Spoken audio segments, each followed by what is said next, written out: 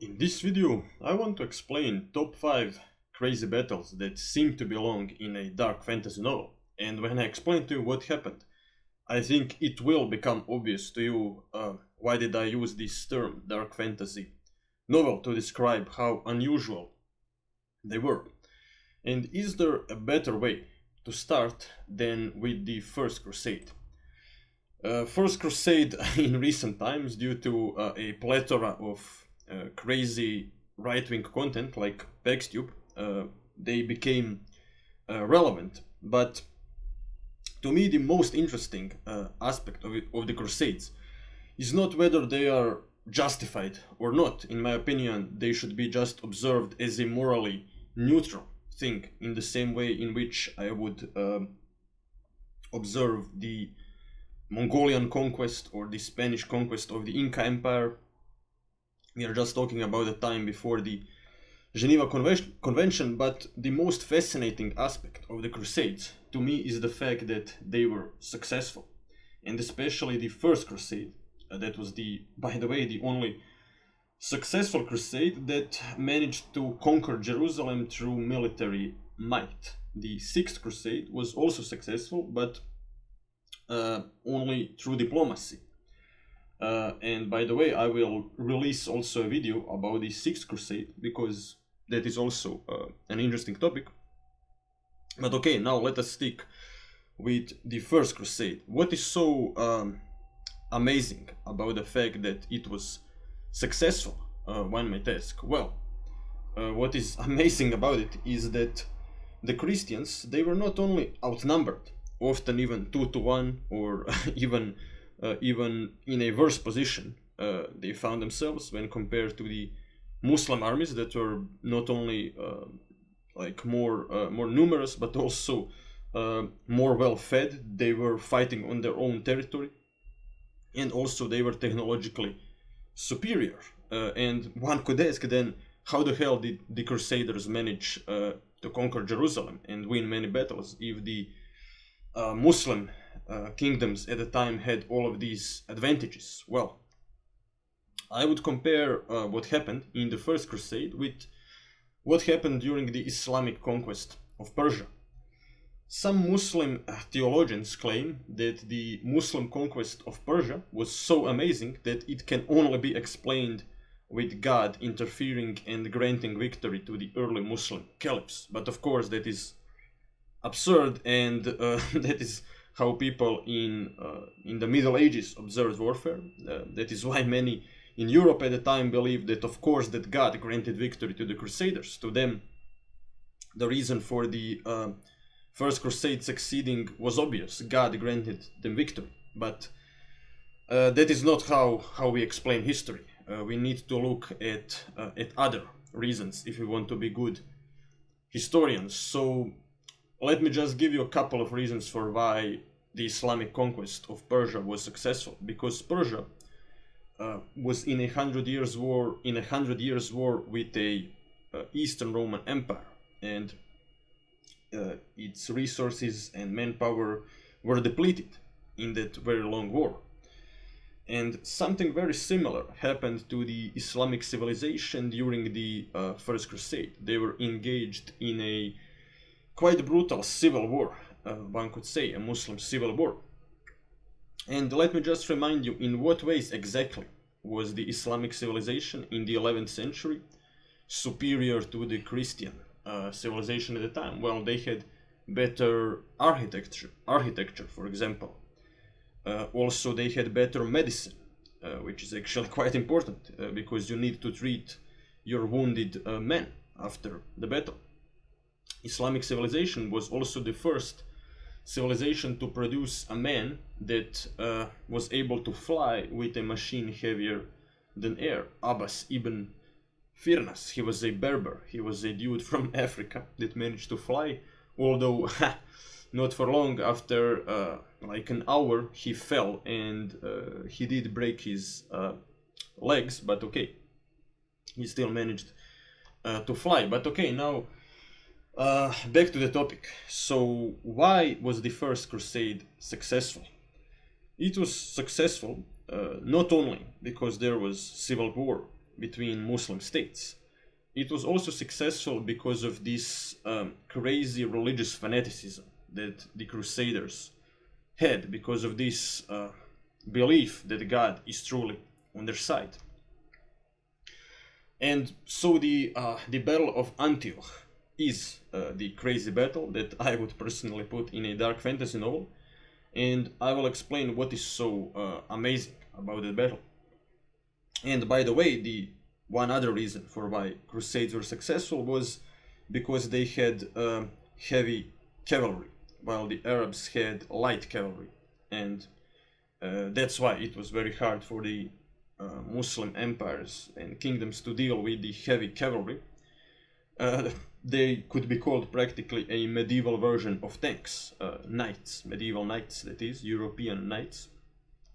But that makes the siege of Antioch even weirder. Why? Because the Crusaders just lost their main ace up their sleeve. They lost the cavalry due to the fact that they were starving at the time, which is why their horses died of hunger, and sometimes they even ate their own horses. So, okay, what happened at Antioch? The Crusader army arrived, and Antioch was a well-protected city with huge walls, and the Crusaders, they managed to conquer it because there was a traitor among the Muslims, and that was the Armenian captain, who was a Christian, and he obviously felt discriminated, and he let them enter Antioch. This captain, and then they slaughtered the civilian population and they captured the city. But what happens next is amazing. So 20,000 Crusaders are holding this city, and the city is already like practically without food, because the Muslims ate all the food while they were being besieged by the Crusaders. And then what happens is the Muslim armies arrive. 40,000 men arrive just in time to see the Crusaders close the gates. But now they can lay a siege, and that is what they do. They lay a siege on the Crusaders. And they have more manpower. So there is 40,000 Muslims against 20,000 Crusaders. And with every day, Crusaders, they lose even more food. They're beginning to hallucinate. Some of them even from hunger. They see the Virgin Mary. They see the Christ, Jesus Christ, speaking to them. And in this madness, and now, by the way, they've lost their horses, which made them unable to use heavy cavalry. But something amazing happens at Antioch.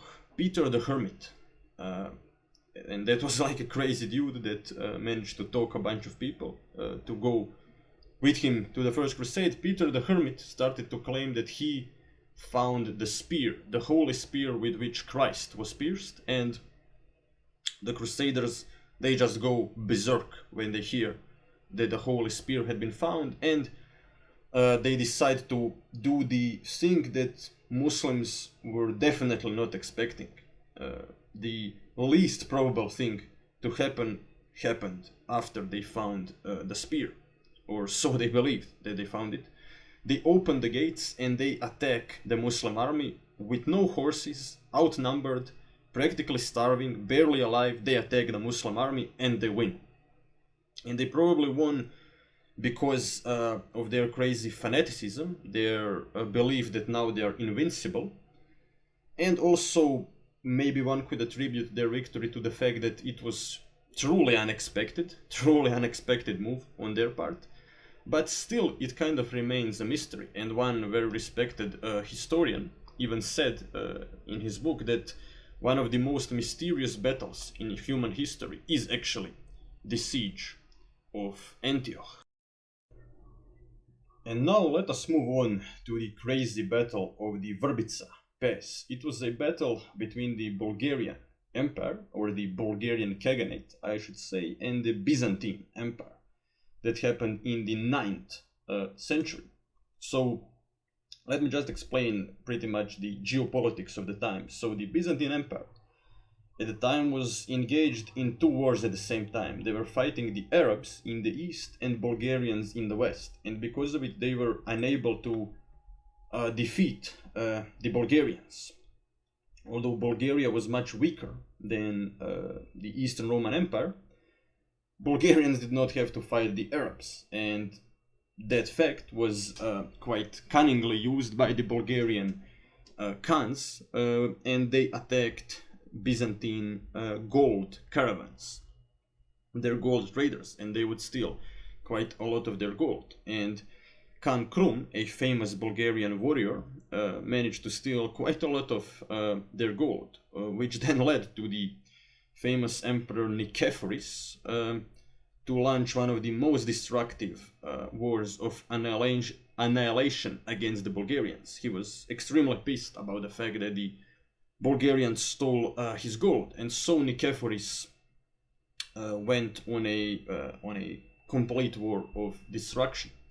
He managed to capture the Bulgarian capital and kill even women and children. He just burned the entire thing down. He just wanted to annihilate the Bulgarians. But what happened is that Bulgarian men, escaped to the Balkan mountains. They believed that the Emperor Nicephorus will not pursue them. Pursuing them, they believed, was not a wise decision, because in the mountains you can always get ambushed. But Nicephorus here was more driven by his anger than by rationality. He should have just destroyed their capital and retreated, but he did not do it. He decided to pursue the Bulgarians, which is why he was ambushed at the Verbica Pass. The Bulgarians managed to build huge walls out of wood, and the Byzantine army was stuck, quite literally stuck, in the Balkan mountains. And the Bulgarians just rained arrows and stones on them, and then they massacred them. And why does this battle belong in a dark fantasy novel? Well, because Khan Krum quite famously decapitated Nicephorus, the Bulgarian emperor, the Byzantine emperor, the only emperor of Eastern Roman Empire that died fighting with the barbarians on the battlefield. They decapitate him, and Khan Krum even later turned the skull of the emperor into a cup. He placed silver on the skull, on the top of it, and turned it into a cup for drinking wine. He was very proud of the fact that he, a barbarian, killed one of the greatest emperors in the world. Not to mention that he was quite pissed when when he saw all the massacred women and children in his capital. So that also led to him, probably out of hatred, turning a skull of his enemy into a trophy. It reminds me of something like out of Dune universe, like something that the Harkonnens would do, but Bulgarians do it here. Okay, so now let us go back to the Roman Empire, to the 4th century. There is this epic battle of the Milvian Bridge, between the Christian forces, Middle Eastern Christian forces, and Western pagan forces. Emperor Constantine is at war with Maxentius, the counter-emperor, and Constantine and Maxentius, they fight for the throne of Rome. They both want to be emperors of Rome. They both want to unite the mighty Roman Empire once again, after it fell, after Emperor Diocletian died. It was split into 4 empires, and now they were both trying to unite the empire back. And at the Milvian Bridge, their legions met. And so, according to the legend, Eusebius writes, the Roman writer, Constantine saw a cross in the sky. Maybe they did see a solar halo, which is this bizarre phenomenon where you literally see a cross in the sky. But of course, at the time, the Eusebius claimed that then Constantine made a deal with the Christian God, and that Constantine said that if you grant me victory, I will Christianize the empire. And although Constantine was outnumbered, he managed to win. Here is how the battle is portrayed in the Vatican. So what happened? Constantine hid his legions into the forest, a part of them, and Maxentius then became overly confident and attacked. But when Constantine's legions rushed out of the woods, Maxentius began to retreat. And as he retreated, the bridge broke. The Milvian Bridge broke, and Maxentius fell into the water and he drowned. And that is when his legions began to flee and they were massacred. That is how Christianity triumphed over paganism in the Roman Empire. But okay, now let us jump into the future, back into the future, 1,000 years into the future. The most famous battle of the 100 Years' War was the Battle of Agincourt. So what happened? Well, essentially, after the Valois dynasty took power, the British kings actually decided that they have the blood right to the English to the French throne, since they were descendants of the Plantagenet dynasty, and they decided to claim the throne of France. And the war was temporarily stopped due to plague, due to the Black Death. But after the Black Death, the King Henry V continued the war, and he decided to conquer France. Now, how the hell did he manage to conquer France when he was outnumbered?